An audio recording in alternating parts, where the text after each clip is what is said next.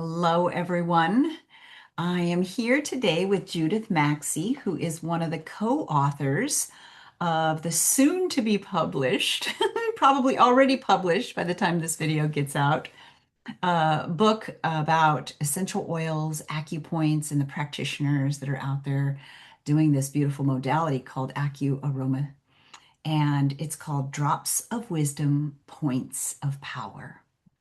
And I'm so excited to have these conversations and continue these conversations. We had study halls when we were putting the book together. So we're doing these interviews and really honing in on each co-author's craft. And Judith, I know because I've known you for a while now, you have a beautiful practice in Portland, Oregon, and you work with the spirit of the plant. And I want to open that up just a little bit with, um, how do you see the relationship between plant intelligence, because we know they have an intelligence, and the body's energetic system through the meridians, and how do you believe that this combination creates such profound shifts? Mm, Love that question. First, thank you, Angela, for creating this beautiful book and the opportunity to sit in a circle of amazing women who are using this modality. And you've been such, you know, you've supported this work so much, and now through this book and as my teacher. So Mm. thank you for all of that and this. Um, Let me circle back to the question, the relationship, as you were asking that, I was thinking about the last part. Why does it have, why do we see such profound effects? And I can sort of bring in my own work from that. And I think it feels so profound and it opens so many doors and opportunities for healing because we're working in the unseen realms, right?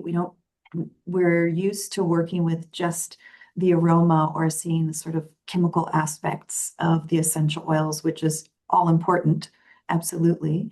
And we don't tap in as much to that unseen quality, which, we're calling the spirit of the oil or the soul essence. And then Mhm. similarly with the meridian lines. I mean, I'm not a practitioner, TCM practitioner, but that's also in the unseen, right? So we don't typically place our awareness in those directions. So I think that when we bring these two together and we bring the awareness and we create this container to have them work together, it's so profound because we're entering an area, an energetic, a place we're not there typically in our everyday life, you But know? it's just below the surface. Right, It's right, there waiting for us. right. And that's not to say that people aren't in that level of awareness throughout their day. We go in and out of it, but sadly, I think the reality is that humanity mostly stays in their left brain, in and what they can see. So when we open the doors into these unseen realms, it is profound. We're accessing different parts of people. They're accessing. The plant intelligence is coming in like gently opening doors. Not always so gentle. Sometimes it feels a big gong on the head. But so to have that within these meridian lines, which, hundreds of years of study and practice, and we are made of energy. Again, people don't typically think of themselves like that. We just rush right up to our thoughts and our left brain and our practical analytical self about whatever it is we're bringing. Mhm. We become aware of ourselves in a different way, that Yeah. we are made of energy, that maybe the thought that sticks or the habit that sticks or the emotion that feels so big, that's energy. And so again, just accessing both the intelligence of the plant in the unseen and working with those lines, we open doors. We're working through those doorways, those portals, those gateways, but we as practitioners are also opening the door into the unseen into a part of people that hopefully we get to have it open more and more every day, but that hasn't been our history. You know, Right. we have colonized minds and we get rewarded for being in our left brain, even Mhm. with our emotions. I mean, my chapter is all very emotion based, and even with our emotions, we really just focus on our thought. And this is accessing it in a different way. It's taking the wisdom of the plant, which is always so kind and gentle, and I feel like brings us in very many ways, but it always brings us to balance, brings us back to ourself, sort of attunes us, helps us attune in each plant's very specific way. And Yes. yeah, so I know that in your story, you mhm, talk about Magnolia. mhm. And can you share a little bit about your relationship or your experience with Magnolia? Yeah, I'll be really honest. The story that I share in the book was sort of eye-opening for me. It was a really good lesson. I have a relationship with Magnolia, and for me, that's again is part of my work in literally building relationships with each plant spirit. And so Magnolia for me typically just it's about self-love, it's compassion, it's euphoric and all the things. And it feels like its gift is that it can remind us and offer aromatically and with its nature compassion for ourselves, And it's got a self-love. softness to it. Yeah. Its energy is that harmonizing, balancing, regulating, and sort of just inviting you into this soft couch to sit on and be you. And I think even in the book, I say Magnolia just feels like it warms us with a blanket. Whatever is going on, it just brings us back to, okay, you can love yourself, you can love your body. For anxiety, I myself and many of my colleagues, if you're feeling anxious, bring in Magnolia. It just feels like a warm touch. So that's kind of what I think of with Magnolia. Well, you take people on these plant journeys in your work, don't you? I mean, you're a Reiki master and you do Reiki trainings, but you kind of take it to the next level. So, can you explain a little bit about in your work, in your practice, like how you bring people on a journey with the plant? Yeah. Um, So I have training in core shamanism. So shamanic journeying is a sort of basic type of journey that I'll do. And it used to be that I would drum and I would take the journey. I would access those unseen realms for clients. But then in the last few years, it's just really become so apparent to me that my role is actually just to be a guide. And I think my path on this earth, my gift is that I can remind people that they can very easily do that. Everyone has that capacity. So I like to bring in drumming because it helps us move into that right brain where we can access things in the unseen world. And so I'll bring in some drumming and take people first, especially if they don't have practice in this type of journeying and meeting the spirit in that way. I like to take them on a guided journey, maybe through a forest into a place. And then I like to land in what I refer to as the inner garden. And that's a place where they can meet the spirit of all plants. It's a special place, and we can all have our own. And then I very typically will have people in this journey um, envision that they're sitting in this beautiful garden and I'm opening up the senses and having them smell and see and feel their body. And so by the time they get to the garden, they're very open and receptive. I have them sit down, and then when they open their eyes, they get to see the spirit of the plant. And if they haven't done it before, I always remind people that when you're working with the plants, they can show up in all different ways, right? They can look like the plant itself, a flower, a leaf, but they can also be a mist or a simple knowing. You don't have to see. I always have to correct myself in that not everyone sees. They're not clairvoyant. They might just sense it or know it. So then I ask them to just take in everything that is presenting about that plant spirit. So if it were magnolia, magnolia for me has shown up in many different ways. Sometimes I refer to magnolia as she, but I don't know that that's necessarily true. I think the plants are all knowing, but many times it's female to me in this sort of goddess, but other times Magnolia has shown up um, as an animal or just as a knowing, just sort of a knowing field. And like I said, like that, just a warmth. And then I have people start conversations. We typically have a question that we'll bring into whatever they're in the session for, and then just listen. And it's their own wisdom coming alive in that state and the wisdom of the plant and that meeting. And really just as magical as what I feel like happens with AcuAroma is the information that can be received in those journeys. But I feel that way about using AcuAroma therapy. Mhm. We never really know, for me, in my experience, I never really know if it's going to be a visual that comes to me or a physical sensation, a knowing, a memory, strong emotions, a release. I think that's part of why this modality resonates for me so much because that is the work I do. You know, And I think, first of all, what happens when we do acuaromatherapy is when the oil meets the point and starts interacting with your body, the first thing is a softening. And I feel like the plant initiates that so that it can deliver its message. Mhm. And I love the softening part because it gets us into that space. Don't you agree? I absolutely agree. Yes. Mhm. But that's why I like to pair the two.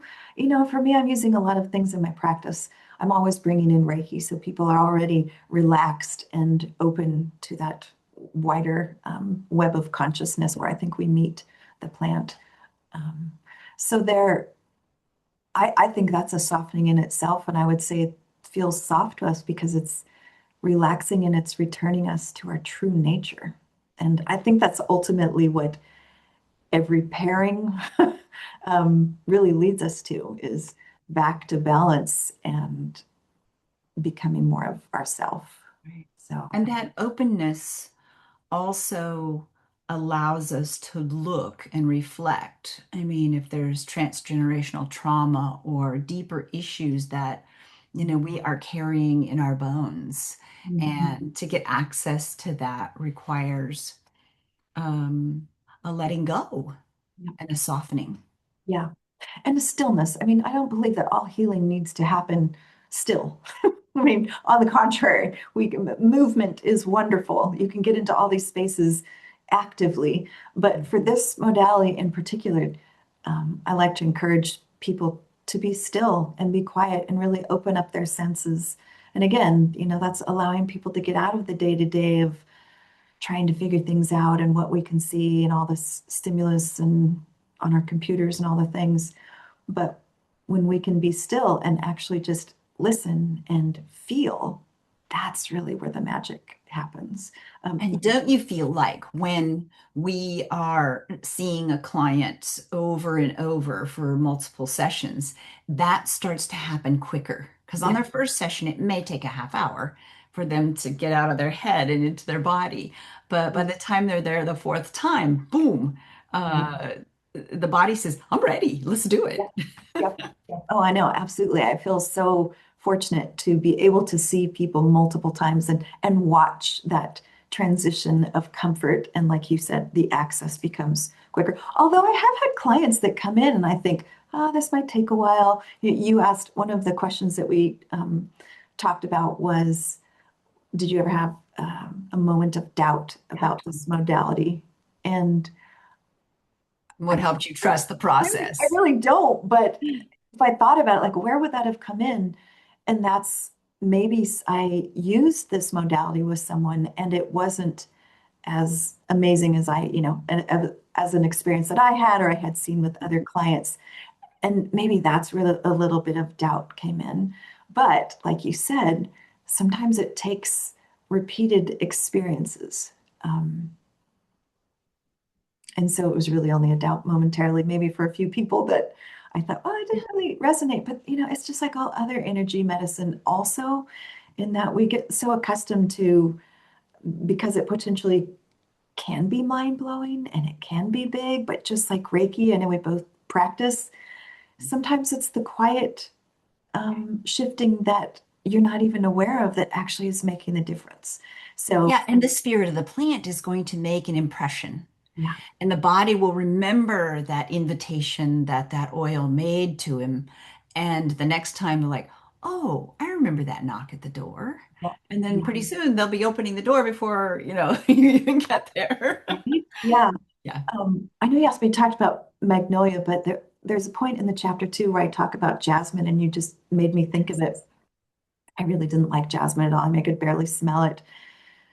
And we often bring that in, as a restorer of trust. And in the chapter, I talk about this process that I went on with jasmine. But at some point, as I was writing it, it came clear to me that I think I had to slowly attune to the frequency of jasmine. The In medicine. different dilutions or just, Um, no, I mean, I would always use it in a 15% dilution, but I really couldn't smell it that much. I didn't like jasmine.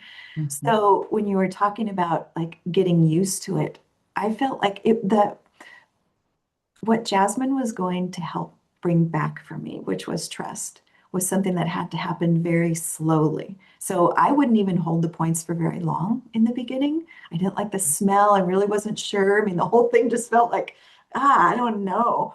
Um, but slowly, I felt like my body needed that to become attuned to the gift of trust. And that's where Jasmine was ultimately leaving me, um, with a renewed sense of trust. So I guess my point is sometimes almost like little homeopathic doses can be important. Um, Yeah, Whereas other oils, microdosing. I feel like they're just really big and they just like make, you can have an experience where there's just an explosive knowing or a moving of energy. But that also makes me think of Magnolia, which we started talking about. And I was saying that I was surprised with Magnolia. And I sat down with Magnolia thinking that I would use Heart 7 Mhm. Just in right. that, yeah, in that, um, in this moment that I talk about in the book. I was stressed. My heart was sad. I needed to bring my spirit and my heart back together. I was struggling with a big transition. So I wanted the comfort of Magnolia, and I've worked with Heart 7 before, kind of, I had an idea. And as I sat with it, I thought, oh, I really want Magnolia. I'm going to try this point. But I sat with Magnolia, and as you've taught so many times, just bringing that smell in, inviting it into our, the aroma, our limbic system, sort of deepening. So I do those slow, deep breaths. And by the third time, I really felt I could feel the essence of Magnolia. And instantly, I just knew that's not the point. Magnolia, I felt like Magnolia was saying to me, I want to be right here on CV17, that sort of Mhm. portal. And I trusted it. I trust the plants. If I start thinking about it, I can tell you there's way, typically there's more wisdom in the plants. So I just trusted it and placed 15% dilution Magnolia on that point. Actually, you don't even need that. It can be so diluted with Magnolia, right? Mhm. Oh, I thought, right? Again, I'm back in thinking mode, even as a practitioner, even having used these oils and done this for so long, I kind of had an expectation. I wanted something. Then I got to CV17 thinking that, my heart would feel comforted and I wouldn't be stressed. But as I placed Magnolia on CV17 in all of Magnolia's just signature, compassionate, powerful way, I felt this immediate and surprising, like a dissolving of energy. And I think I even say in the chapter, like, if I could describe it, it felt like there was this effervescent dissolving of Mhm. stuck energy right here. And I felt it immediately just kind of went, what the heck was that? I'm so thankful. What was that? And then I took a breath and sat with Magnolia, sat with that point, and I realized the wisdom of the plant was really showing me that all the other things I was feeling was on the surface, but we know, right, as practitioners, that CV17 can get to the deepest parts of us. And there was grief still in what I was experiencing. So I felt like Magnolia allowed me access to the energetic of grief that I was holding. But what was surprising is that it was so immediate. And I don't typically work with the energetic of grief. I'm sure that you see this in your clients. Like grief is not something that is rushed or pushed. I'm always saying, give it time, go through all the processes. And this just felt like Magnolia was saying to me, I know you're really stressed and upset, but really what's under there deeply is some grief. And are you ready? And I was. And then I just broke into tears because it felt so good and so right. And again, the plants and the wisdom of our body and spirit just it was perfect. So that you had asked, what is the most surprising or unexpected experience you've had? That was definitely it for me. Magnolia Mhm. really just listening and going to a point that I hadn't planned on using and allowing. And I had to quiet my left brain, right? And you had to be vulnerable and say, Yeah, oh, I'm going to have to trust this. yeah, yeah. And so that's really such a big part of it for me when I'm using it with clients or myself is to again trust and allow the body, the wisdom of your body, which again we can be kind of removed from, and the wisdom of the plants. Just trust that it is going to do the right thing. Sometimes it's not what we think, but it's always the right thing. So Drops of wisdom, points of power. the perfect title, The Angela. perfect title. Yes, Yeah, yes. Well, really. I'm gonna leave wrap this up with one last question. So for someone new to this modality, putting essential oils on acupuncture points, what is one simple practice or insight that you'd want to walk away with, that could immediately begin creating a change in someone's life? Mhm. I think it would be start. Just if there was an insight I could give, it would be don't overthink it. Just find a point, get a little guidance, find a point, see which oil is, typically paired with that point or that you're called to, and just begin. Mhm. Start the practice. That would be the best advice I think I could get because you can get heady about this. For many of us, without a formal background in acupuncture, acupressure, Chinese medicine, I think it can be intimidating for people. Like, do I know enough about that point? Do I know enough about the meridian system? Or even if you're new to essential oils, is it the right oil? And yes, we know you teach it beautifully. There are just these amazing pairings and so much to know. I mean, you know me, I can go down the rabbit hole of You one and me oil both. or one point, like, oh my gosh, just give me more, tell me about this. But um, that's great, but my guidance would be just start. Just take a breath, quiet your left brain, and experience it. Yes, Something will yes. happen. And then just notice.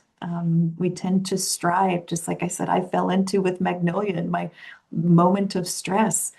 You can set an intention. I do like setting intentions with this work and with the plants, but to go in with a goal, I think kind of misses the point. Hmm.